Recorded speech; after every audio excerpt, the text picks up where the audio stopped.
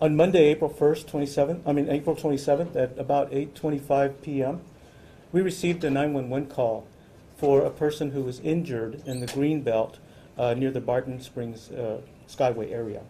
And during the process of taking that call, we received additional information that the person had actually fallen from a cliff to about 13 feet high.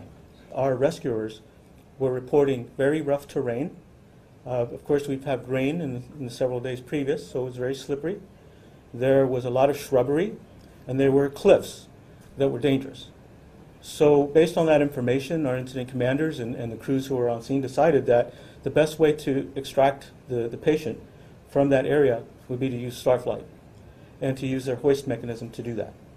The flight nurse, Kristen McLean, was lowered to the ground with the hoist.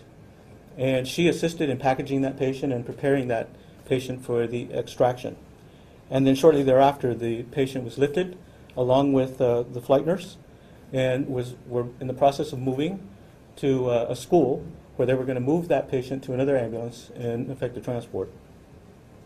At about 21:47, we received another 911 call from other people who were on the trail who had located a victim who was laying next to the trail. That victim turned out to be Flight Nurse McLean with severe injuries.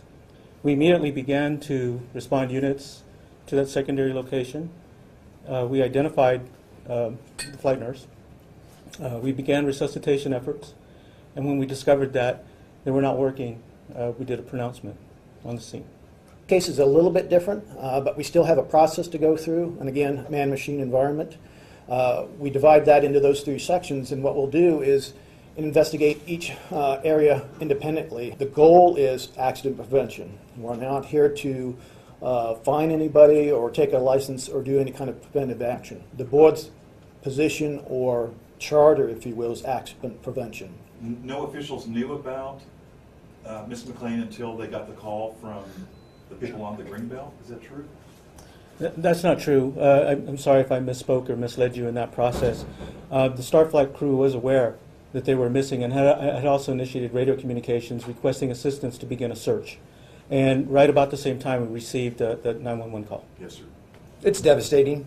We've lost a close friend, a good colleague, and caused a lot of pain and suffering for her family.